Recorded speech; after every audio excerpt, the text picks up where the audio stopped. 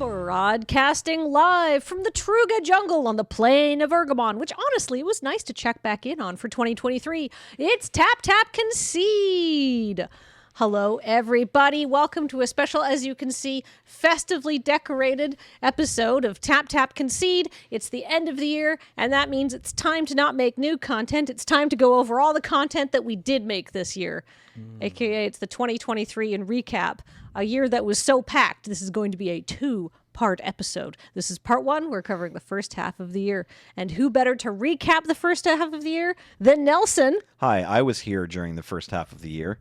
You did so much stuff this year. If you say so. And Wheeler. Thank you for having me. You're welcome. The second part comes in part two. Oh, okay. I was like, wow, we're starting off and everyone's mad at me already. You've got to wait a week and keep listening to hear the second part. I might not even do it. Yeah. Who knows if we'll remember. Yeah. Speaking of remembering things, it behooves me to remind you that everything we do, this entire podcast and our whole wonderful mega entertainment network, and including the $100 I spent on the dollar store for these decorations in the background, is brought to you by you and your kind support of our Patreon at patreon.com/loadingreadyrun. We really appreciate you. You're the best. And also, if you are in this holiday season looking for magic card products and or cards for yourself or your loved ones, why not head over to our other sponsor, cardkingdom.com. They will ship fast, so even if you are ordering, even if you make an order when you see this episode go online on Monday, you'll probably still get it before Christmas. And they're nice people, and they sponsor us. So if while you're doing your holiday shopping, you say Loading Ready Run, send me button, please, you will get a little button that says foil lands make foil mana. Wow. That's a good one, honestly. Yes, indeed. So anyhow, and it's, festively shiny for the holiday season. Everyone wants a little bit of foil mana over the holidays. Yeah, that secret rainbow color. Especially in this part of the world, help shimmer up the otherwise dull and muted tones of the sky. It is very gray in Victoria now. It's been pretty sads around here lately. Including only foil mana in my deck at an RC and getting a very festive DQ for marked cards. A holiday tradition. Yeah. Excellent. So speaking of holiday traditions, let's start a new one by doing this recap episode. It's the holiday tradition for this year only. I no guarantees. We did it last year. Oh, I wasn't on the recap episode last year. Oh, I was. I feel like a guest host of Have I Got News for You? Because boy, do I have got news for you. It was a very busy year in Magic the Gathering. We're just going to go through chronologically. I have a cheat sheet because so much happened. First up, January 13th, it was the release of Dominaria Remastered. Yeah, we played that set, didn't we? I drafted this set maybe 5 times, mostly at Magic Cons. And here. We did a draft here. We did one here. I'm pretty sure I was on like an FPF of that set. All I remember is playing Juggernaut. I cast Juggernaut a lot, and I enchanted Juggernaut, and I killed people. What a great thing to remember. Incredible. Yeah. But that's it. I genuinely didn't remember this set. I don't remember my deck, but I must have drafted at least one. I remember trying to do stuff with the sort of white-black, because that worked in like the other Dominaria set, and it didn't quite work as well in Remastered. I believe it was you moving back towards that like 5-color, like good stuff kind of vibes, right? Yeah. Yes. I'm hoping as we progress through the year, I will remember what cards were in the sets. I will remember some of the big ones. Okay. Well, speaking of big Like, did Dominaria Remastered have Tromp the Domains? Yes, I'm pretty was sure. that Time Spiral Remastered? That's Time Spiral Remastered. Okay, We never do mind. this too. We get these two sets confused. Well, Dominaria is a tough plane to, try to remember the cards from which sets were on it, because there's so many sets. It was the original, if you didn't know, the original Magic home. Mm-hmm. That was like Alpha Beta were on Dominaria. So Yeah. Dominia, you mean? Right. Well, both. Yeah, I know. I'm just taking the piss. So I know the difference after that PPR with Kelly Diggs, right? It's like Dominia is what used to be the name for the whole universe. Yeah. Before it was like, no, we have a multiverse. Yeah. Yeah. The was original first Magic draft. universe was Dominia, and Dominaria is like the planet, like the specific place where things are happening. Yeah. And then they were like, wait, that's silly and confusing. Yeah, it's like They want to approach expansion. It's sets like a different way. in Lord of the Rings when all the wizards sing and all their like all their chords combined to make the world. That's why You it's read the the Dominaria. Silmarillion. I did, unfortunately. Wow. Well, I didn't read all of it. Wait, with spoilers. But for we'll what get we're to gonna that. talk- We'll We're get gonna to get to that. that. Silmarillion I spoilers. had what I think was a really god tier transition, and then we got distracted. off. Speaking of big ones, Phyrexia All Will Be One was the first like mainline set that came out in this year in February of 2021, and it gave us the universes within Street Fighter sort of cards, which was kind of a nice promise kept. Like those cards that we made special are coming back. They're But still doing that. what did we think of one? It was toxic. But seriously, I have some rude thoughts, so I don't know if I should go first or later. No, go now. Okay, great. So this is like one like crushed it from sales. Apparently, it was like incredibly popular. Really? So yeah, there was like I forget what sales metric I saw, but it was like almost double the amount of sales for the other like mainline. like standard. the most recent set before that was Dominaria United, right? I think in the Ye- fall, or was there a middle one? Brothers I'm forgetting. War. Brothers War. Brothers Yeah, War. like it just like crushed. Right. And people like Phyrexians. I love Phyrexians. Yes, you right? do. Yeah. I'm the Ogfather, baby. I love Phyrexians. You do. You've Yeah, always. yeah. It's been a long time. One felt hollow to me. I didn't really enjoy its presentation of the Phyrexians. It felt discordant at times, but not like flavorfully discordant to like how, all of Phyrexia ends up collapsing because sabotage and hubris and all that jazz. Mechanically discordant or hollow, right? No. No visual. Well, yeah, it's just I don't know. At times, the flavor text and like the jokiness of some of the cards didn't really pair well with like the severity of the situation, but not in like a cutesy like, oh, this goblin's getting sat on by a tree folk and dying, and that's the removal spell. Right. It's like, no, this is just like a person that is about to, vivisect an innocent Mirren rebel or Yeah, whatever. And yeah. its flavor text is like, oh, did I do that? Which, like, I don't know. That didn't get to me. And the cards felt very, like, can you think of a really, like, a card from that set that is not a commander card? Yeah, no, there was a standard deck that came out of it, but I actually kind of agree that it feels a bit discordant because the toxic mechanic was only in that set, right? Like, Yeah. was there any support in March in the Machine? I don't think so. No. So it's just like you get this deck, you can play green, white, toxic, but like it can get a new pump spell every time a new standard set comes out. Pump spells don't work with it, right? Well, but you Toxic is still just- play some pump spells in the deck to like counterspell their removal. Yeah, like the not pump, like hexproof. spells, Tyvar's but yeah, stand yeah. and- Like it can get new tools to help the plan, even though it's not infect damage. Like you don't care about getting +6/+6 or whatever. Mm-hmm. But it's still like the core of the deck is always going to come from that set. Whereas the last time we had poison counters in standard, which was taking you back here into the middle dark ages of Magic here, but Wheeler and I were playing back then, so it's like there was a full year where they like slowly teased out all of the infect creatures, and by the third set, it was a really well-rounded deck, and you got to kind of follow the evolution. We didn't deal get with it all Glistener year. Elf until the final set, and people still played Oh, Infect. people jammed infect throughout from, the like, Friday night #1 with Yeah. like 3-mana 2/3s and stuff. Yeah, which was cool. And then this, I mean, it's probably a symptom of the fact that we don't have block structure anymore, but it's just like, but There like you go. most sets, I think the choice to just do one big set has been great. This set, Phyrexia All Be One, I feel like suffered from not having like being the third set of a block. yeah. Well, okay. If I could weigh in from a Vorthos please, perspective, please. I feel that's what I bring to this. It kind of was because you had the Battle for Dominaria, right? Then you had the Brothers' War, which was the flashback set about fighting the Phyrexians. And then you had this set, which is like, now we're going to go visit the Phyrexians. So it was kind of like and then the next set you had dealing with the Phyrexians. So it was kind of like a block, but it was playing out as an unconnected one. So it was like one larger storyline, but like across different locations and more divided than a block. So they were kind of trying to do a pseudo thing with it. And I think it was somewhat successful, but I think people didn't realize what was happening with the Dominaria set. I don't think they made it clear enough that, hey, we're starting a big story arc right now. Does that make sense? I feel like it was there, Yeah, I'm not. I guess I'm not commenting on the lore necessarily. Oh, the I'm commenting mechanics. on like the like.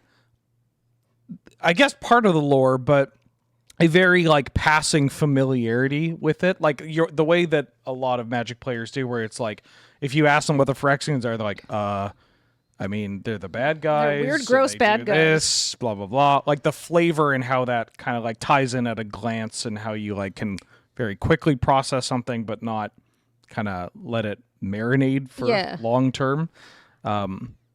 Yeah, it wasn't exciting. I felt kind of bummed because I love Phyrexia, and it's just felt like it didn't really You didn't deliver. feel like they got their moment enough. Yeah, it wasn't. I'm glad that they lost. That's great. Yeah. But it wasn't as satisfying to play with the cards or be like, yeah, these are Phyrexian cards. I'll double up on your point here with something that I think I have to lean into 2022 here a bit, but it really kind of drives this home. There's a super important Phyrexian Praetor card that's played in like lots of formats, pretty much every format, even the Eternal formats are playing it, and it came out in Dominaria United. Yes. So if you're really going to drive home, like this is the Phyrexian sets, like we could have used the good Sheoldred in that set just to kind of like keep people's minds on track. You know what I mean? We did get. So there are 2 cards from one that were like very good. Right. Elish Norn, Mother of Machines, which has seen, saw some standard play, saw some modern play. I think it kind of got out-modded in some of the like Omnath decks because of the One Ring, just like there are better things that No, you but can it do. saw a bunch of play. Yeah, Yeah, and it did Atraxa matter. Right. and Unifier, Oh, which God, is, yes. everywhere. From Vintage to Legacy to Commander. Commander, all these things. Yeah, and like Griselbrand is relevant. those are great, and they're big, and they're Phyrexian, and they're pushed. Right. What else is there? Sure. Yeah. It's like you don't get that bread and butter that like really kind of like for the old Phyrexian, I like actually Scars kind and of Mirrodin forgot block. about this card because the decks that are abusing this don't bother me. Like they don't come up in conversation as much as the decks playing 4 mana Sheoldred. Yeah. So like I've just been in more conversations about the black card, but Yeah. this card, you're right, did come from one. Yeah, it's just you don't. The big poster cards are there, and they're there, and they're everywhere, but you don't get the small little like drippings, I guess, that you got with the Because- Cranberry last time. sauce and Yeah. gravy of Phyrexia. Yeah, because the limited environment was so sort of like had to be sort of like self-parasitic and stuff like that. You don't have a lot of breakout cards that have found different homes. You know what I mean? By the way, I did think Because the it had limited was solid. I didn't get a chance to play this set enough. I this- liked it. This I- was It was a good PPR. very polarizing. I really? Yeah, some did people not hated like it? this Yeah. limited format. It it was was, fine. to me, it was if I have a 2-drop and a 1-drop. And if I don't, I'm probably going to lose. It was very like tempo paced and stuff like that. And there was You like, get your first poison counter on you, you might be in trouble. It did really Oh, I- shine some modern issues with limited, where it's just like, oh, I fell behind on tempo early on, and I can't recover it. yeah. Right. And there is like definitely like you wanted to do like I saw all those oil counters and I went, oh, I could move around counters all day. That sounds like my kind of magic. I guess like this set's limited more than most sets. To me, felt like playing constructed, which I didn't mind. I play like a fair bit of limited, and this one it was more like, yeah, the first few turns matter way more than normal draft Yep. games. Yeah. Also, if I can very quickly put on my Commander Advisory please. Group hat, Yeah. this set had a lot of standout cards for Commander, like especially unique commanders. People really attach themselves to these cards, but a lot of them, the cycle of the Dominus, the Domini, I Yes. guess, Right. really don't like that kind of design.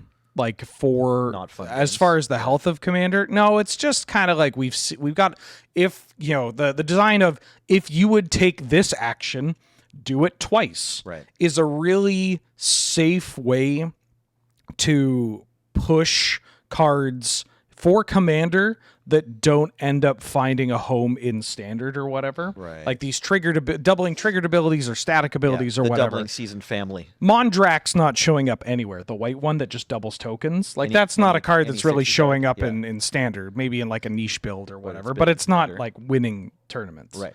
But that card is like a house for Commander. Yeah, the Glory Dominus. Right.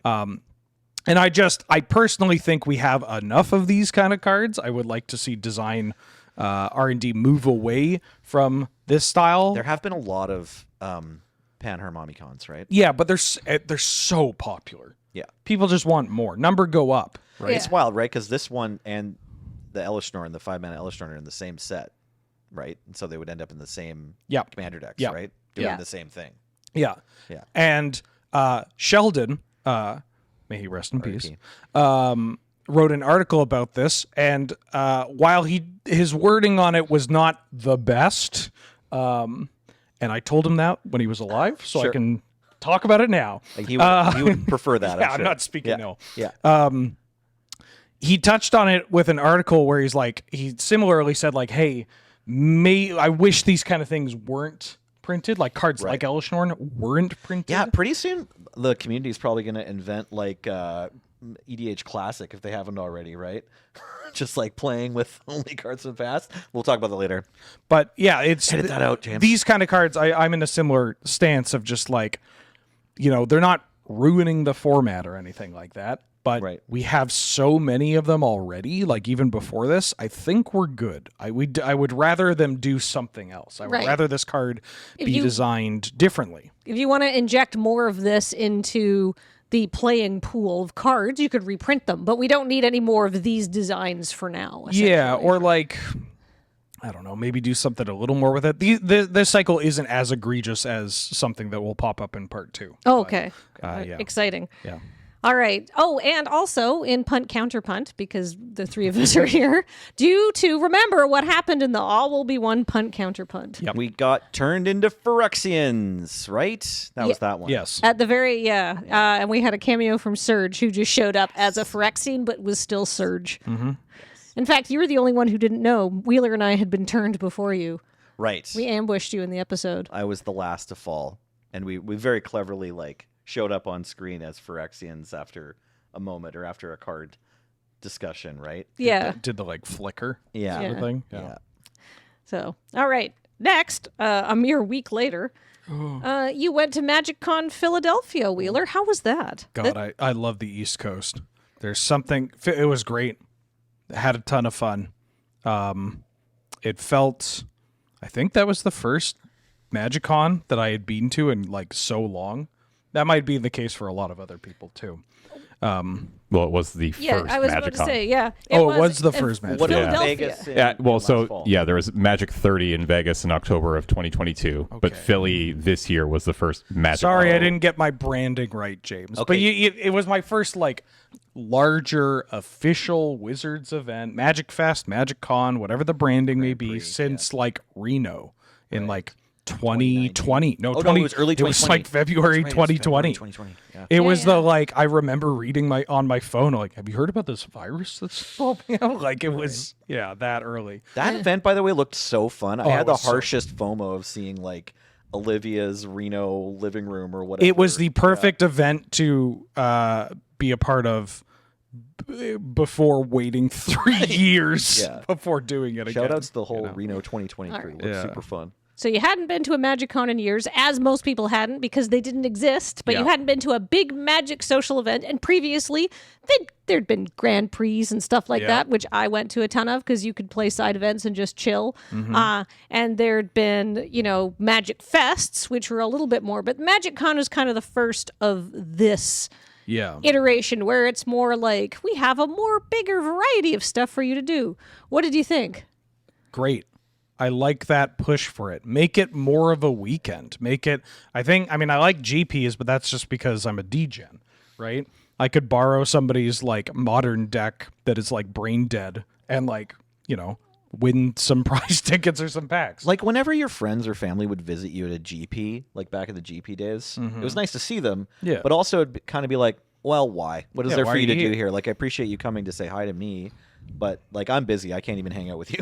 You Yeah, what I mean? And there's nothing for you to do. You just drafts. You just do drafts and hang out and chit chat and make but, trades fair and enough, stuff. But it's different at MagicCon. The You don't have to MagicCon, ask the question, MagicCon right? felt like this year, because of the experience at the MagicCon was one where like my husband and I were talking like, well, if there's ever a MagicCon in a city that we want to both go, like we could make a trip out of it. And like he would actually come by because he wants to look at the artwork or see like the cosplay or what's going on. It's easier to just hang out. Yeah, there's stuff that to too. do. Way easier to just like get into the MagicCon. Like you have to pay for a ticket, but there's value to that ticket. Yeah, or sneak them in. I mean, it's Get them a badge somehow. I mean, like basically, it's just if you want to just jam drafts and stuff like that, there's all sorts of events going. They will talk about this. There is places to play Commander. We'll say that. Yeah. But like I feel like this was the first one. So how did the first one sort of compare to like the later ones? It was good. There was definitely some things they needed to work on. And I'm not going to talk about it in depth, but they did improve over time, and they worked on to a point, which we'll get to that in the next episode. But I thought it was great. It was like a Magic's back, baby. Like it had such that moment of like this, and obviously we have this experience that is going to be unique to creators, where like. Costs are covered, and you spend a weekend with people coming up to you being like, you saved my life. And it's like, huh? Tarmogoyf is how big? And they're just like, pouring their heart out to you. And like, that is like a very positive reinforcement. But I'm trying to approach this from the like, no, I got to jam games and like talk to people about the format and look at art and get a bunch of cards signed. Like that was a quintessential, like, what I would want to do at a Magic event. I got to, yeah. I didn't go to this one. I'll weigh in later. All right, so we say Magic, great. Let's see. There's also a lot of secret layer drops, which I'm not going to go into because we're long-winded enough. Yep. But I will say that at MagicCon Philadelphia, Reed Duke won the first Pro Tour of the season. The Pro Tour is also back. Yeah. Yes. And Call it the Pro Tour now. Yeah. Love that. Yep. And it was I didn't watch it live, obviously, but you could have. They're like the finals match was like broadcast on the main stage. Yeah, no, that was sick. People were just hooting and hollering over like every play that's made. No, that was I appreciate actually the extent to which they integrated the Pro Tour into the experience. It sort of made it like available to people to understand. The Pro Tour is a bigger deal for people that never recognize onboard tricks in Limited than anybody ever thinks. Like, it's just like that type of Magic player that's like, oh, you had a thing that could pump. I didn't see that because I play once a week or whatever. Like, they love the Pro Tour. Like, the Pro Tour is not just for these, like, grinders or whatever that want to, like, see the best deck performing. It's just if you make a big deal out of an event that is indeed a big deal and make a show out of it, people are going to want to watch that. Yeah. Right. And I think they did it well for the first, Pro Tour back. Yeah. And I do think that I don't know. I just like making like high level Magic accessible and visible and stuff like that. And hey, look, you can, are you good at this? Look at that. And the commentary team is killing it. I mean, it's just like the group of folks that they have, including a former community member, Monty DeVuti. Yeah, Monty from like our PTQ grinding days, right? Yeah, absolutely. It's a killer group of commentators, all of them, just knocking it out of the park. And nothing new there. They've been crushing it for a while. Yeah. More opportunities this year. Yes. Yeah. Well, I think that you can tell that the people who are putting on the Pro Tour are really care about it and want it to be the best it can be.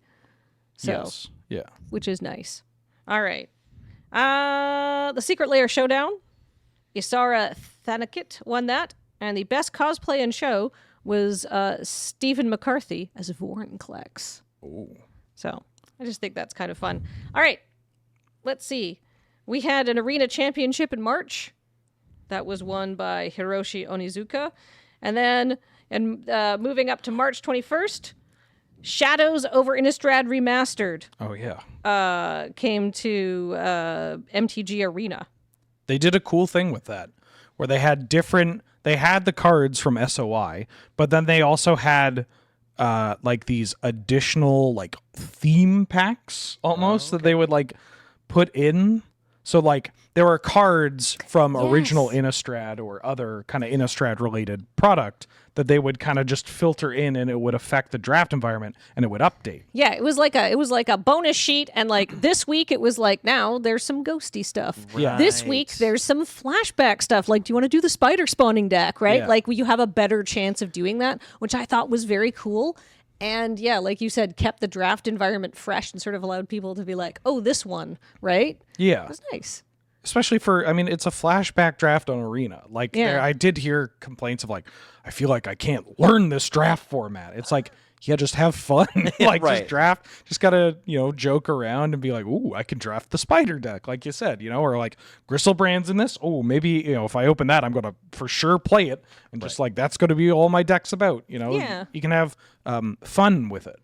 Yeah. Well, I think they did that because, like people like, I can't learn this draft format. Yeah. I think there's a non-zero amount of people who knew that draft format, right? Yeah. And I think that keeps it interesting for those people and keeps those people from running over people who are trying to learn the draft format, right? Yeah, I grinded the hell out of Eldritch Moon, SOI, and Magic Online. SOI. Yeah, and I sure don't remember losing to Bloodline Keeper back then, but I lost to it this time. Yeah. Nice. Yeah.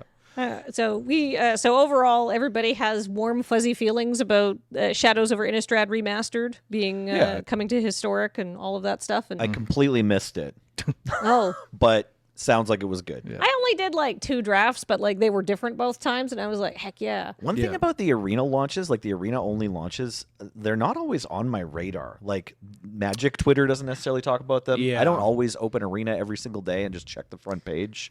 Like I do play arena. I must have opened arena like 200 times this year, but like I might not play it for 3 weeks, and sometimes that misses like a whole set.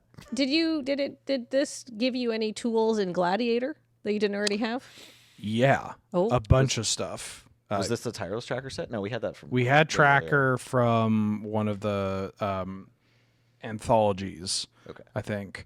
I'm trying to remember the specific. The answer is yes, and then I'm trying to remember the specific cards. Oh, yeah, Snapcaster Mage. Oh, right. That is important. Snapcaster Mage was a big one. Gristlebrand, another one for like the Reanimator decks.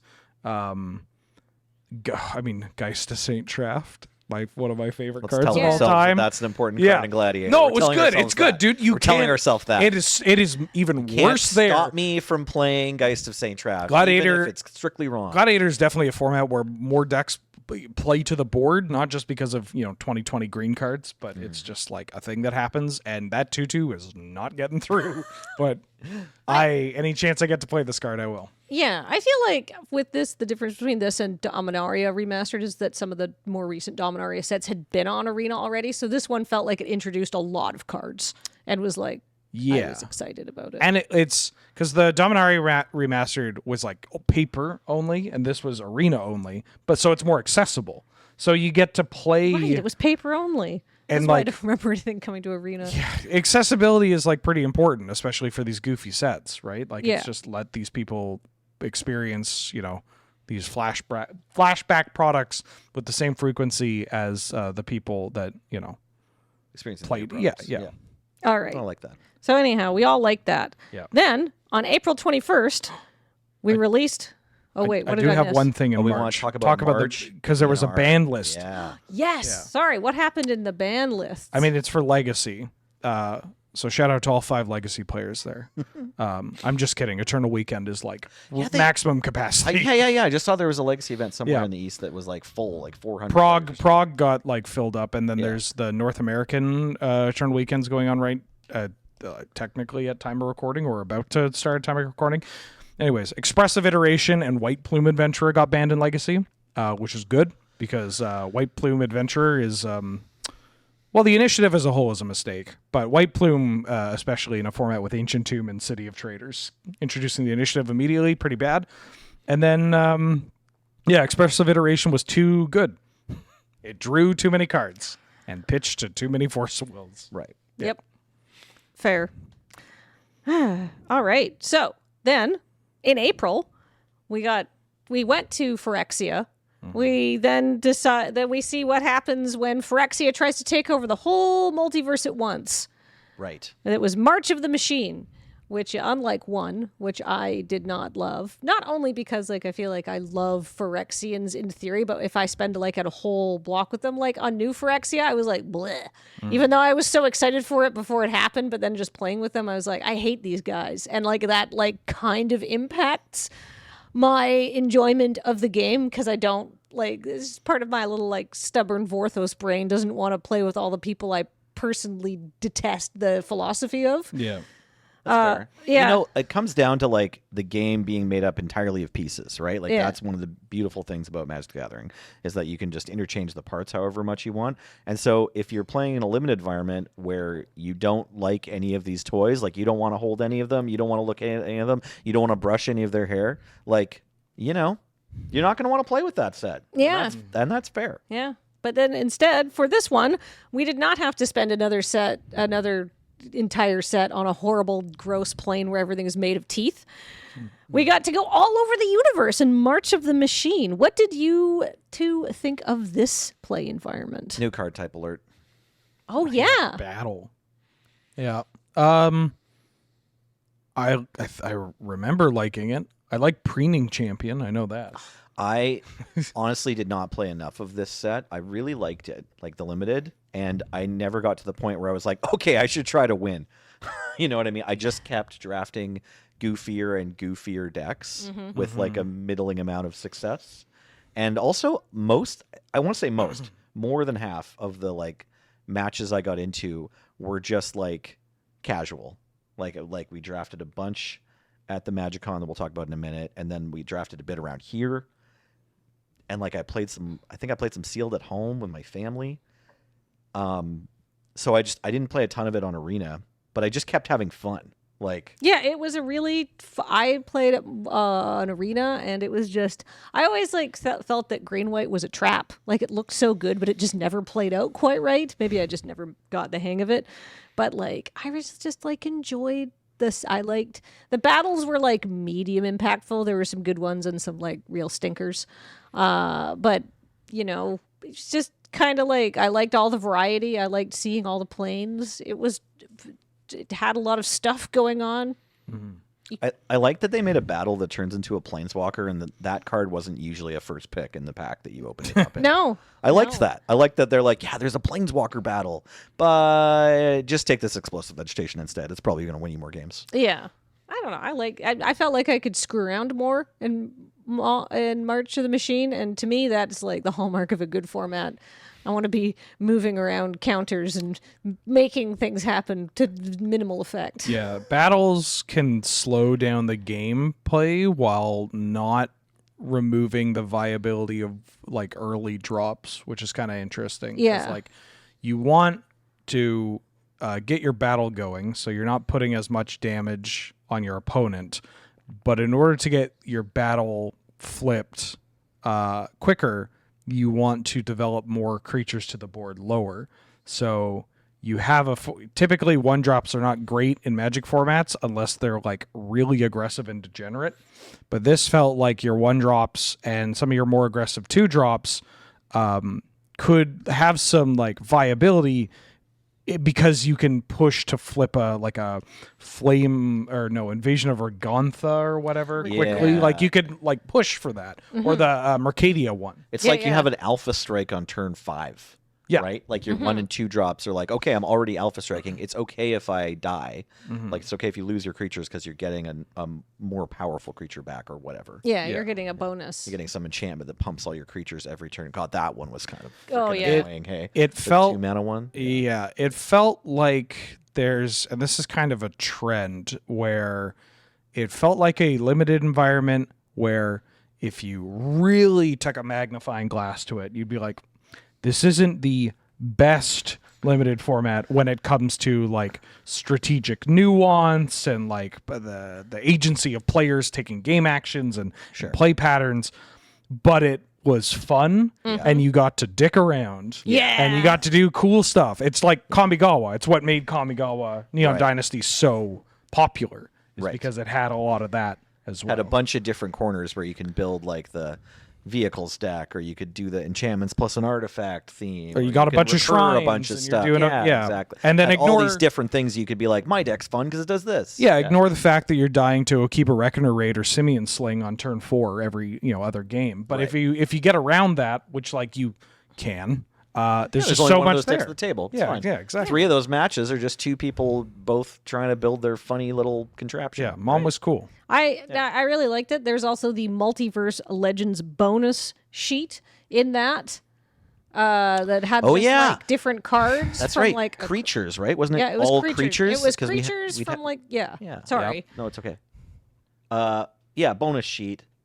You go ahead. No, it was the bonus sheet was like creatures from across the plains, but with like new art and stuff like that, in addition to the team up creatures that you saw in the set. So there was like, I'm just trying to remember what some of the notable ones were. Ragavon. Oh yeah, there was the new stupid steampunk monkey. Yeah, they brought back Ragavon. Yeah. And a bunch of other creatures and stuff, and most of them were fine. Some of them were like, James, get it off the screen, please. Give me some. Some of my spaces need to be free of the stupid monkey. So how did that make you feel, Wheeler? Oh, I hate that monkey with a passion. And it got brought to Gladiator. One of the cool things about this, I don't know if this was like, if they had planned to include these already, but it introduced, they brought the companions, like the Ikoria companions. Yes. Which means they got to print the Ikoria companions with updated companion rule text on the cards. Paper cards with the current Oracle ruling. Yeah. Yeah, which is kind of funny because that's like 10 cards that you're adding to this bonus sheet. So there's a companion in a lot of draft decks. Yeah, Or- which or was the actually option too. which was Yeah. cool. I remember drafting like a Luris deck Yeah. and like doing like, I mean, the novelty of drafting it the first couple of times was like, wow, this is sick. I'm just getting like Enduring Initiate, the 1-mana 0/1 with backup in white. I'm like, this is cool. I just get to do this over and over again. Nice. I'm like, oh, this is like one of the best things you can do in the format. Okay. It just doesn't happen every time because it's on a bonus sheet card. I just never passed a Lutri or a Yorion, and that's partly why I wasn't like going for wins, I think. Like I was just like, I always want to do this and don't care if I lose all of my matches. I like how we're all like, oh, so many of those cards were so good, and that's with the updated text. Yeah. They Oh were yeah, very good. Companion is one of the things of all time. Yes. And then you mentioned backup, which I liked as a mechanic. I liked that you could give an ability to a different creature, right? Sort of like on that turn and stuff like that. I liked how it sort of like, because sometimes you're like, this creature does a thing, but not till you can use it, right? Not the turn it comes in. That always feels bad. abilities with haste. Backup rules. Yeah. Because I really love backup because it kind of solves an issue with these like until end of turn have a whole bunch of abilities with having a counter, right? Like the reminder, like, we'll get to Ixalan, but the finality counters that basically say if it goes anywhere, it gets exiled. Or if it dies, it gets exiled or whatever. That is a thing that has existed on a bunch of Magic cards over like the course of the game, like Isareth and Makeshift Mannequin. These cards that bring something back and then they just like get exiled if they die. But they always have to use like awkward like reminders. Right. Or just like they say like, okay, just remember that Just this remember, happens. yeah, And Magic exactly. players don't remember anything. No, we're bad at Complicated remembering game. stuff. Yeah. But the backup is cool because it's like on Arena, right? On digital Magic, it will just tell you all the things the creature has. And so that gets rid of the reminder. But in game, you put the counter on it, and it's like, there's a counter on this. It has this backup ability this turn. Yes. It like is a signifier for both players. Yeah, yeah. Which is Even if- just, it's kind of elegant, you know? Yeah. Yeah, backup was really clever because it's just a +1/+1 counter too. Yeah. Right? So it stays there later being a +1/+1 counter, but that turn you're going to remember because it just came in, right? Yeah. It's fresh enough that you're going to know this +1/+1 counter also signifies this ability. Yeah. Speaking of +1/+1 counters, this set also included Incubate, right? Yes, it did. I'm just looking at the themes and mechanics. I really also enjoyed Incubate. Yeah. I thought that was a great mechanic because, like, you can do you got a lot of, like, extra eggs for just doing things, I found. Was that your experience as well? I love egg. Incubate was maybe the main mechanic besides battles that made this set feel like it was really deep in terms of decisions, right? Like there's just a ton of magic to play inside a match of Mom Limited. Because when you're gonna flip your egg or crack your egg open to get a creature, or whether you're going to wait to like proliferate or get another egg, or like, you know, just have your opponent guess whether your mana is up so that you can block with a 3/3 that's not currently a creature, or that you have a trick, you know, just tons of decision trees to be made regarding Incubate. So for that reason, yeah, I liked the mechanic quite a bit. I'm just trying to remember, could you incubate? Was incubate a sorcery? Or is it instant speed? You can do it any time. Yeah, it you was can, instant speed. You can flip okay. at any time, yeah, and then it was strapped to a bunch of other things, like putting the tokens into play. There must have been at least one instant that did it, I think. Yeah. Yeah. There were instant speed ways of incubating. Yeah, and then if you could pay the 2, you could flip it, which was kind of fun. So it made combat math complicated. Yeah.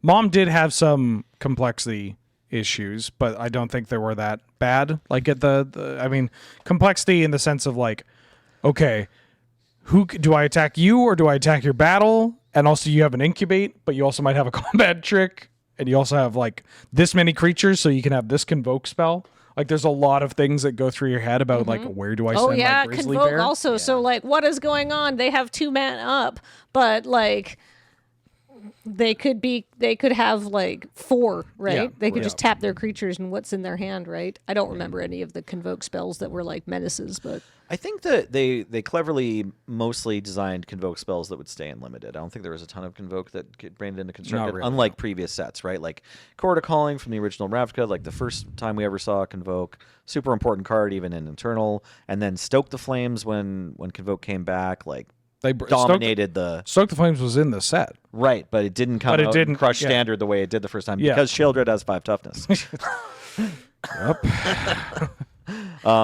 Yeah, but like both those other 2 times, it was like, yeah, there's a really important standard convoke spell, and then this time, did we get anything that like commonly sees play? Is there a Not convoke? that I can think of. Oh, there was a convoke Boros deck. Yeah, the knight, Yes. Knight Errant of Eos. oh Yes. yes. So that does still probably see some play. In Yeah, the the Boros Convoke deck where people are like, this has to be banned. and then like 3 weeks later, everyone was playing something different or something, right? Or, Yeah, and then they're like, oh, this counterplay, right? Okay. right. For Gladiator and Commander, what are like the big cards for non-standard formats? Ton of new legends. Right? Yeah, bunch of like legendary cards for Commander. Battles in Commander, I really like them to this day. They have a very interesting relationship depending on the level of play, like depending on the power level and the skill level. And like the understanding of like, I should agree to do a thing that'll be mutually beneficial for other people, even if this makes it like you get a momentary boon or whatever. Right. But that Commander players don't do well with that. Sure. If you don't like making deals at your Commander table, then battles maybe aren't for you. And right? it's a kind of deal that doesn't have a direct like, well, what's in it for me? And it's like, well, I mean, right now maybe nothing, but also like, you know, there's more nuance to it. It's very like board-based specific, which makes it really difficult to discuss in the abstract and also just like kind of evaluate, which probably led to a lot of people not playing battles. Play battles in Commander. They're fun. Don't play battles in Commander. Wheeler's trying to trick you. No, I swear to God, play battles. He's going to win. No, dude, just play the battles. Fairy Mastermind. Oh, right. Yuta Takahashi. Yeah, invitational card. That card's pretty good. so good. As they always are, I feel like. Yep. Well, Rakdos Augermage. That's what I always think. But hey, but Rakdos Augermage top 8 of that block, the team block constructed. Oh my God, like, did DT it? or I forgot about that. Or was that Worlds? There was that Ravnica. It had a moment though. teams. I actually have played Rakdos Augermage in Canadian Highlander too, and like, Well, that was wrong. yeah, honestly, like the abilities are all really good. It's just if Rakdos Augermage was printed today, it would just cost a red and a black. Yeah. and people would be like, maybe I'll try this in my sideboard. Yeah. you know, I don't remember what the card does. no one does. Don't worry about it. It's It's a 3/2 first strike. Yeah, it's like red, black, black, or it's black, red, red, 3/2 first strike, tap, You pick a card in their hand and discard it. They pick a card in your hand, discard it. Could use only as a sorcery. They did my man dirty. Yeah, it's not like they just printed the Raven Man last year, right? And that's not even the first card that just says tap, target opponent discards a card, right? God, I really wanted the Raven Man to be good, and I could not find a home for it in anything. Yeah. Sorry. That's from a Vorthos point of view. You could build a really annoying commander deck. I just brought him up to be annoying. Yeah, I just a brought lot of him people up. find me annoying already. Because it's kind of like this card, instead of discarding a card, you pay mana. And also, like, the stats for mana cost as it enters are better, and it has another ability. Like this card is just kind of better than Rakdos. Oh yeah, I think so. Yeah, but that's like, why I feel mentioned like I wanted this card to work more, but yeah. anyhow, There's maybe... a card in the current standard that's better than Rakdos Archimage, and no one plays it. I am excited to talk about the Vorthos perspective for this, and I'll get through it as quickly as possible. I sort of mentioned earlier in the podcast that we had a sort of like a long arc sort of playing out. By this point, people kind of knew what was happening.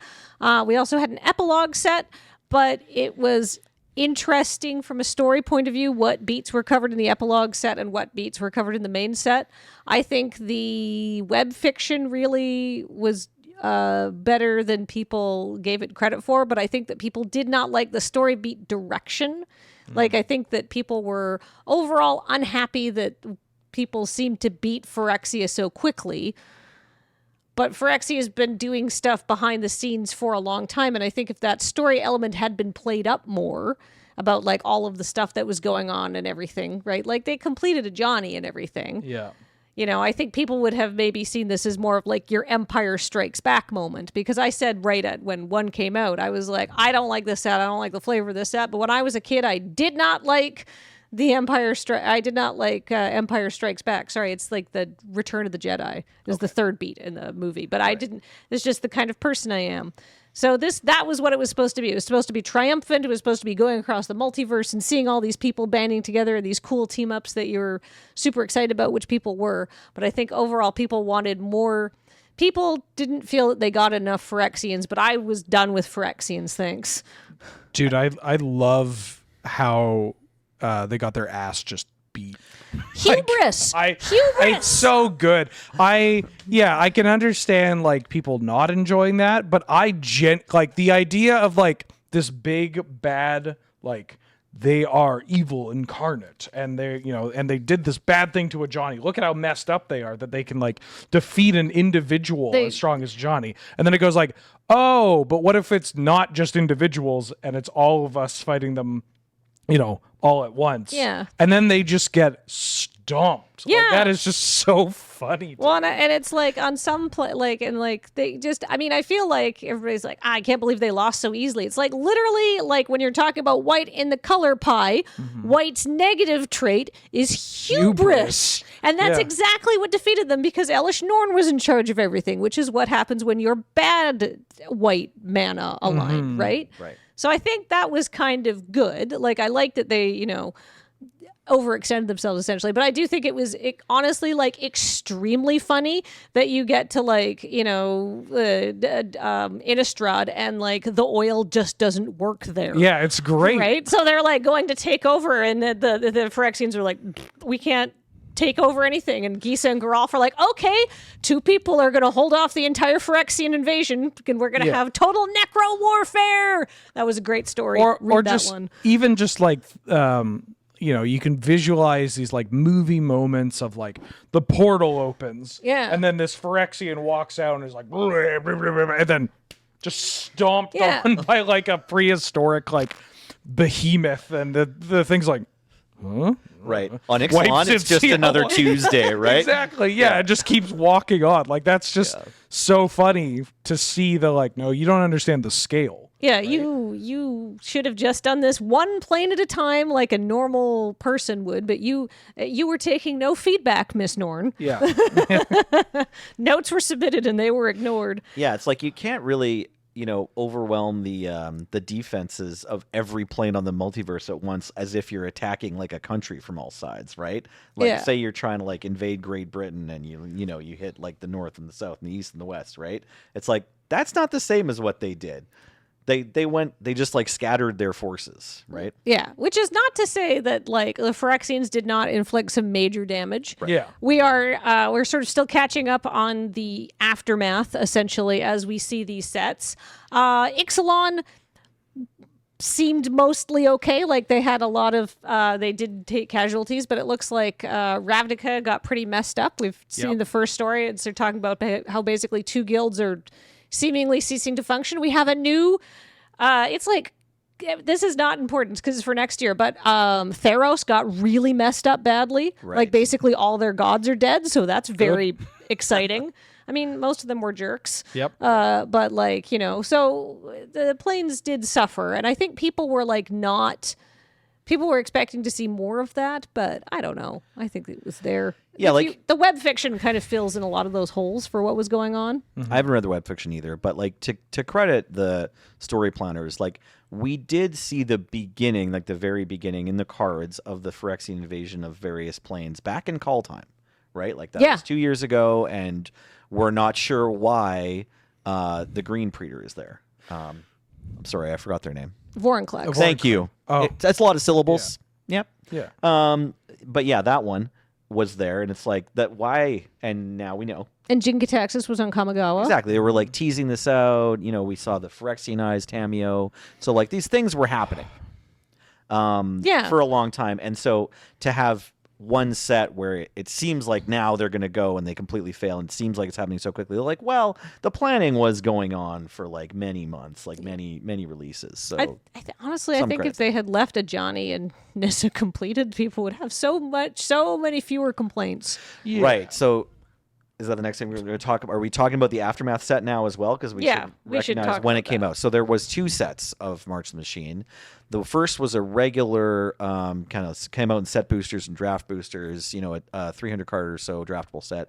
The second one was only 50 cards, 55, something like that. Epilogue boosters, and the packs had like 5 cards in them. And it was a very random assortment of cards. Yeah. There's like commons and stuff like that. Yeah. So it was a different kind of product. On Arena, you could draft like a pack that just included 1 or 2 of these cards. I think 1. It was like an altered pack, and so your drafting experience was just still 3 packs of March of the Machine, but one of them was going to be an Aftermath card in each pack. I kind of liked the Aftermath Arena experience better than the paper experience. Well, in paper, I don't know if did we do like one F and PF where we drafted like we did 2 of them in a row or something? I think we did something. We try to include the Aftermath cards? We definitely limited? did something with the Aftermath cards because I had the triple Plarg and the Sorry deck. Oh, right. Yeah. Okay. I can't remember what we did. Did Paul like build us like, James, do you remember? Name 5 cards from Aftermath. Karn, 5 mana Karn, Okay. 3 mana Nissa, Okay. Well, that's unfair. Plarg and Nassari. That doesn't count. fine. Hold up. There was... I have those 2. Who else lost their spark? Sahili? No, she's from a different set. She's from like the most recent set. Yeah. No, there was a Sahili. Oh, shoot. In the Aftermath? I think so. Nahiri?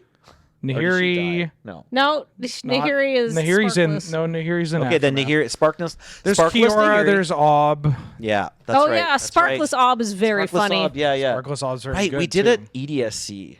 That I was like looking back through the year of Commander releases Yes. recently, Yes, and we built the I was like, I want to Aftermath buy deck. this precon, and then I kept reading the article. I was like, oh, this is a deck Wheeler made. Yeah. This isn't a precon. It's just on the mothership because we like got involved to help promote that set. Yeah. No, it was fun. We had a good, like... I think overall the set was fine. I think that people overall did not love the Aftermath experience for the cards. Yeah, it felt.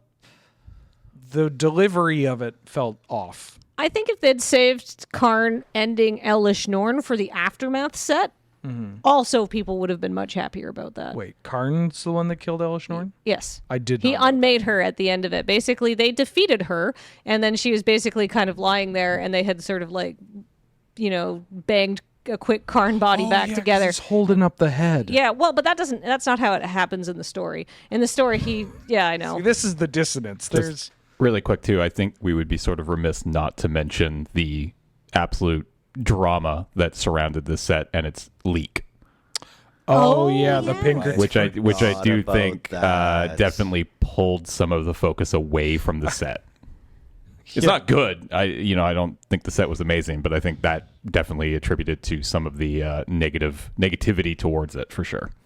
Right. So if you don't remember, there was a YouTuber who I hadn't heard of before, but does magic product opening, like box openings. And this YouTuber had gotten a hold of Aftermath early. And their story was that it was an accident.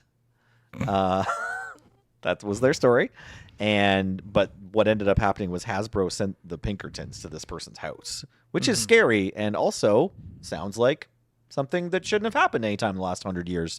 But the Pinkertons apparently are still in operation. The Pinkertons are not just still in operation. The Pinkertons run a thriving business. They do this kind of thing all the time for all sorts of companies. That's literally their thing now. They're not some small operation. They're a big company that does this kind of like IP management and enforcement and telling people to fucking simmer down, essentially. Right. Yeah. Cease and desist. Yeah, Or exactly. you face the fist. Wow, we're two in a row for Tap concedes with F-bombs. Oh, wait, we could bleep that. It's okay. No. It doesn't count if Kathleen says it. Yeah, no, sorry. that's Yeah. not true. I'll put a note in. No, leave it in. I shouldn't have said anything. What if people are listening to this with their children? Well, kids got to learn. That's right. We're gonna swear about the Pinkertons. So I mean, not to get back to talking about magic cards. Yeah, sorry. That's fine. I liked the cards from Aftermath a lot. Like That 3 they're mana really Nissa is cool. really good. The Nis is really strong. Like the Kiora is bafflingly good Okay. for Commander. Like it's just I read that Kiora when I was building the initial decks. Oh yeah. Yeah. Forgot about how messed up this is. I'm gonna read this card actually for the audience. It's a 5-mana 4/5 Vigilance Ward 3, which is effectively hexproof. When you cast a Kraken, Leviathan, Octopus, or Serpent spell from your hand, you look at the top X cards of your library, where X is that spell's mana value, and you can cast any spell with mana value less than X from among those cards without paying its mana cost. But it's okay because there's no Krakens, Leviathans, Octopuses, or Serpents that you can cheat out or get their mana cost reduced or have some way to cast them more easily or play ramp spells. I just love the idea, like fair. this deck and playing the toned down version for the EDSC. Yeah. It's just like, I guess I cast a 7-drop and get a free 6-drop. Yeah. 13 mana worth of cards. Pretty cool. Yeah, this card is fun in Commander. Yeah. Yeah. I like losing to this kind of stuff. Yeah, it's a sea serpent. Yeah. Like, it's hard to get mad over I died to an octopus. But yeah, it's like you like double up your mana out of your mana crypt, right? Yeah. It's pretty sick. It was pretty darn good. Anything else to say about March of the Machine other than what happened in this punt counterpunt? Oh, that punt counterpunt was a highlight of the year for punt counterpunt for me, certainly. This is the one that I got very sick and couldn't finish in time. I think So maybe it had I to was go sick for and we week. had to do retakes too. or Wait, something? this was the low. I this got one was COVID cursed. in May. Okay, so what Yeah. happened was you got sick, so we had to push recording because you sounded bad. Yeah. Then Wheeler got sick, so we had to push recording again until basically the last possible second. Right. And then, so we had it. And there was like 4 recording sessions. For Oh this or yeah, something. because we had all the guests, and we were similarly going through the multiverse as the world's, or as the multiverse's most incompetent Phyrexian invaders. Right. Tappy Toe Claws as Elishnorn sent us out to, be part of the invasion of the multiverse. Yeah, and we just absolutely messed it up so bad. Our heart wasn't in it. I think I had the great line of look, okay, steppy mommy or something like that to her. But it was hot tub. It was like Phyrexian hot tub time machine was kind of the concept. Yeah. But we got the recordings late because of illness. And then right as I was going to go to edit it, then I got COVID. And I couldn't get out of bed for a week because I was just completely wiped out. So I was like, well, it's just not going to be done for the PPR. And we released it a week late. But it was very good. And we had Yargul and Moltani. We had Megan and Maria as Lynn Vala and Drana. Oh, yeah. That's really good. Yeah, So that was how good. we record that show was basically we hopped in a call with them. And I was like, okay, so this is improvised. I'm just going to cut it together. Can you roast us? Yeah. And boy, it was so good. Yeah, it's like a little bit alarming how quickly and Mercilessly. fully they Bully came to me the like task. girls would bully me in high school. Oh Yeah, yeah, that they. sort of thing. I felt It's great. very bullied by them. Yeah, it was incredible. It was great. Level Yeah. of professionalism brought to the appointment by those two Yeah. very high. It was so. It's very. If you haven't watched that, watch those two punt counter punts. They're very funny. They're almost not about card arguing anymore. All right, and then MagicCon Minneapolis, which we all went to in May. Yeah. That was my first Magic convention since I don't know when. I had not been to any kind of convention since 2019. Yeah, because I had this child. big Philly vibes. Like Minnie you was had great. experienced Yeah. for me in Minneapolis. Yeah. I spent time in an American hospital, and that weekend was still really good. Nice people. Minneapolis has good food. It was so Canadian.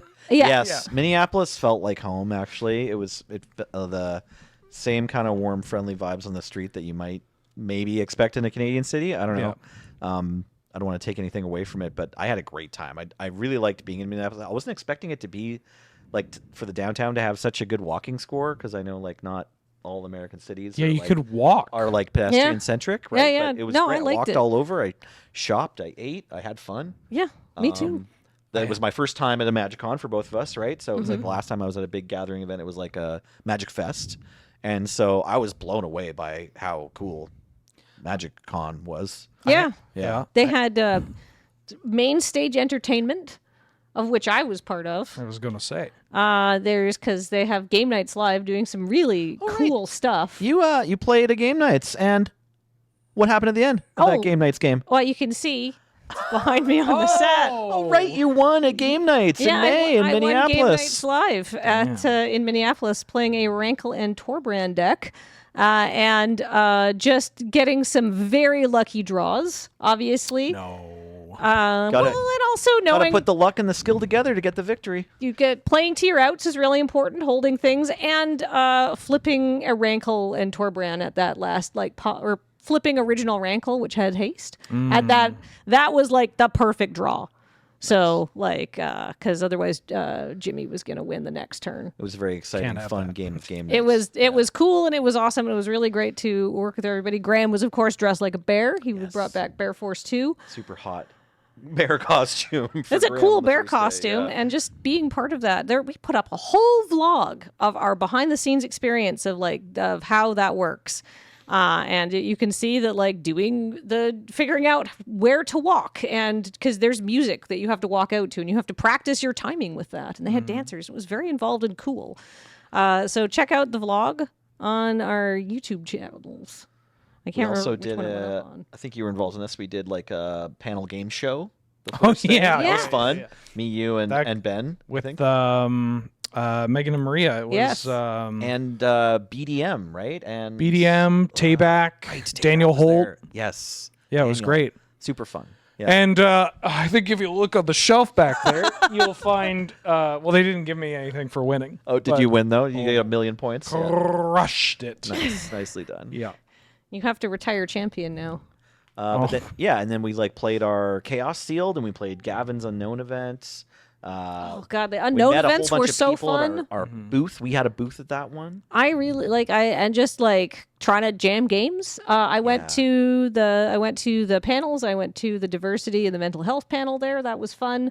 And then met people, saw old friends, got food, played Magic. Mm-hmm. A lot of lobby con Magic. Which There was is like a my party every night too. Like the bar was like, there was like something happening. I feel like there was an official party night on like the Sunday, but like there was like a bar like a few blocks away or something where everyone was collecting at the end of the every night too. So I don't know. It just felt like good, friendly vibes. I found that you could just find people that you knew to play cards with. Yeah. Which was great. So after the event was over, you could just go keep jamming games, which was super fun. I played Highlander in like a corner with Blake for like an hour and a half or whatever. awesome. Nice. Yeah. Yeah, it was the first time I'd been out to a con in years, and I was like, oh my God, I forgot how fun they are. And I just get to see my friends and eat delicious, rich food every night. Mm-hmm.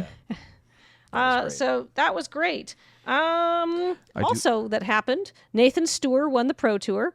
Yeah. The Secret Lair Showdown was won by Richard Neal, and the Best in Show cosplay was Misha Migo as Slimefoot. Do you remember the Slimefoot costume? Nice. Oh yeah, that was wild. It was wild. These cosplay contests are great. Go watch them. Cosplayers are wizards. They are the things that they could do. It is incredible. If you were at a Magic Con, it is very worth your while to just watch a cosplay contest. They are cool and fun. Standard rotation also got changed. It did, which also lined up with Banning. 3 bands, excuse me. Invoked, all in standard. Invoke Despair got banned. I remember that. Fable of the Mirror Breaker and Reckoner Bank Buster.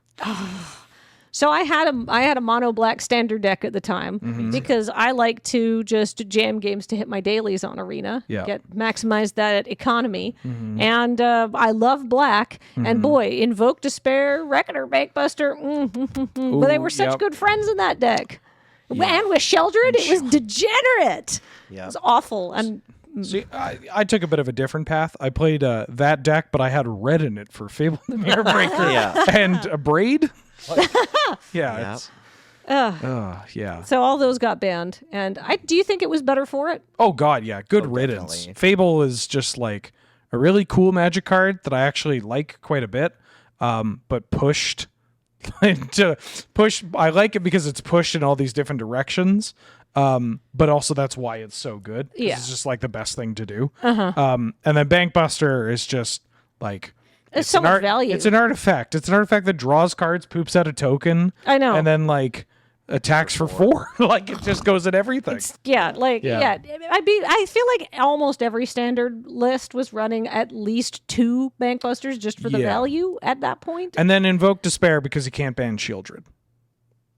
Like you're just not going to ban this mythic rare Right, it's a little bit too new. Yeah. Like if they'd banned Sheldred, then the format would have balanced out a bunch more. But they're like, oh well, this Sheldred's newer. You ban the Feldar Guardian. You gotta Gotta keep that Saheeli selling packs, baby. That's right. I do say I remember I had a few because of course a lot of people were running this mono black standard deck at the time because it was just all the best cards. Yeah. And an artifact that just poops out tokens and draws you a card and attacks for 4. And I remember getting into some mirror matches and just like playing one game where me and my opponent multiple times invoked despair of one another. Yep. And it was long, and I honestly had a great time. I remember getting better at playing against Fable of Mirror Breaker with like a similar deck to the ones you're both talking about, and it was an interesting shift going from, I really want to try to like duress this out of my opponent's hand to just like, no, if I only 2-for-1 myself against the Fable, that's great. Yeah. Right? Like that's it. Like most things you're like in Magic, you're trying to like have clean answers to. Like a 1-for-1 is good, or if you get something else after you've 1-for-1 them, like you get to draw a card 2, or you get a 2/2 that sticks around after the 2/2 ETB kills the opponent's problem creature. Like you feel so good about that. Fable of Mirror Breaker, if you only 2-for-1 yourself, you just spend a card to kill the 2/2 token, and you just spend a card to kill the enchantment. Feels so good Because you got to kill that that's like the floor. Yeah. That's like the baseline. If you do any better than that, that's totally gravy. But if you can just 2-for-1 yourself, you feel good. Yeah. All I got to do is just 2-for-1. If I just 2-for-1 myself against the Fables, I'll win the game. It's gonna be great. Standard rotation was changed to a 3-year cycle. How did you two feel about that? I'm still processing. Yeah, I don't know. I think it's overall better, but it's not a complete picture as to why it's better, Like, it is going to be... I can see the argument for it being better for standard play, letting people have their cards, play their cards longer, learn how to, actually have a time frame in which a card that might be really strong at the beginning of the standard format gets worse as you print more cards that can address it.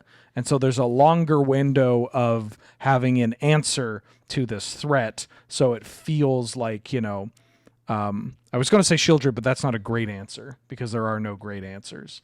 But yeah, it's like you can have this card printed that like dominates for like 6 months or 4 months or whatever. It's just like the best thing to do. And then get a card that answers that, but then have like a longer window of that answer existing. Right. So they get to coexist and it makes for a more interesting kind of like back and forth. Yeah, instead of being like, my opponent has Sheldred, so I'm going to lose. It's like, all right, my opponent has Sheldred, but I have answers.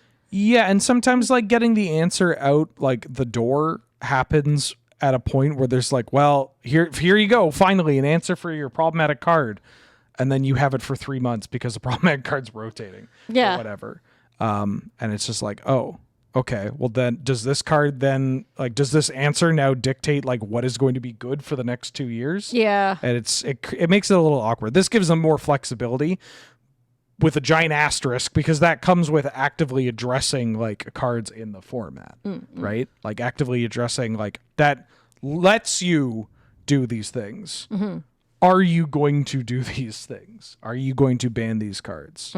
Are you going to like actually affect the format? And I can't speak on that too well because I haven't played Standard since Ixalan has come out, but.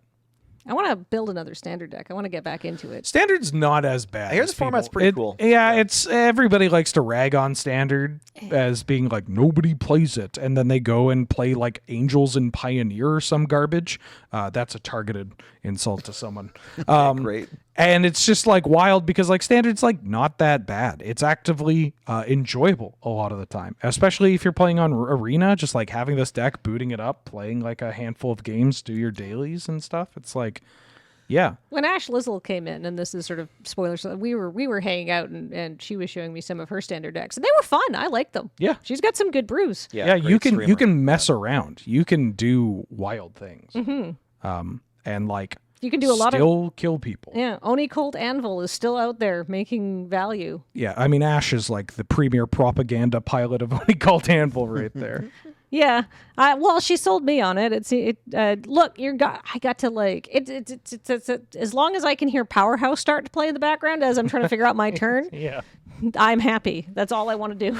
For me, I'd like it if like the 3-year format results in kind of still the fire philosophy but less bans, because like the fire philosophy kind of came with, well, there's going to be more bans, right? We're going to try to like juice up the cards. We're going to, we put them in goose suits a little bit, right? And then if we have to, we'll ban them. But if what ends up happening instead is there's sort of like regularly a new contender, but then the following set results in like a balancing, and this can happen over a greater period of time.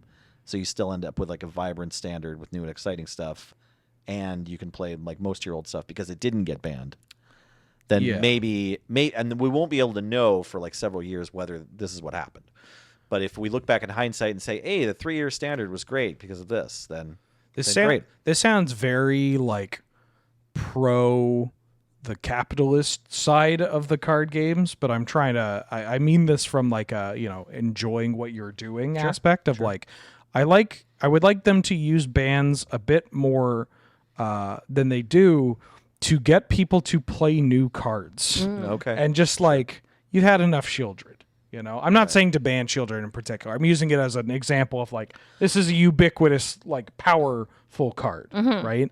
But like you've had enough. Like this card has been, you take any of these top tier contenders in the format that have been that for like since sometime in 2022, and it's like, hey, it's 2024.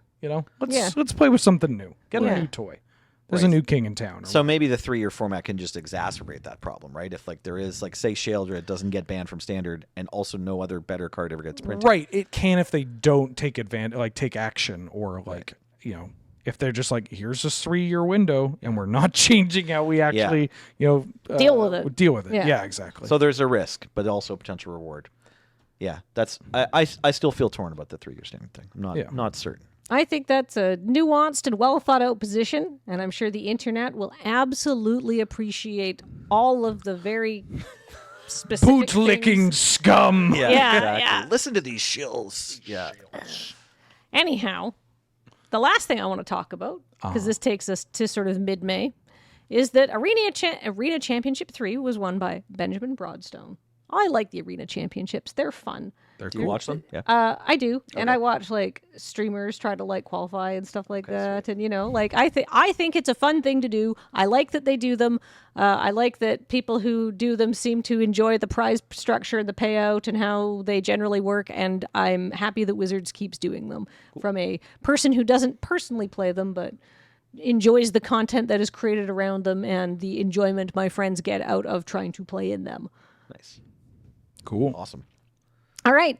And that brings us up to June, which means that it is time to call to a close part 1 of 2023 in review here on Tap Tap Concede. I want to say a big thanks to James, who's been getting all the cards and running everything and chiming in occasionally when we forget things, and Wheeler. And Nelson. I was here too. And everybody who has been supporting us through our Patreon at patreon.com/loadingreadyrun and cardkingdom.com. They're a kingdom of cards. They're a great place to order your holiday presents from with fast shipping and the potential of a bonus button if you say Loading Ready Run sent me button, please. So use our affiliate link. It's cardkingdom.com/LRR. And of course, if you have any opinions about what happened in the first year or the first half of 2023, please put them in the comments below. We'd love to get some feedback that isn't you corporate shills. Yeah, tell us what we forgot. Yeah. How could we be corporate chills if we spent the first half being like, this kind of sucked? Yeah, I didn't like I this don't at all. know, but the person typing right now Yeah. does. Yeah. Yeah, that's true. Explain your reasoning. I'd like a long, engaged comment that several people can get into an argument. Show over. your work. Yeah, show your work. All right. Until next time, thank you so much. This has been Tap Tap Concede.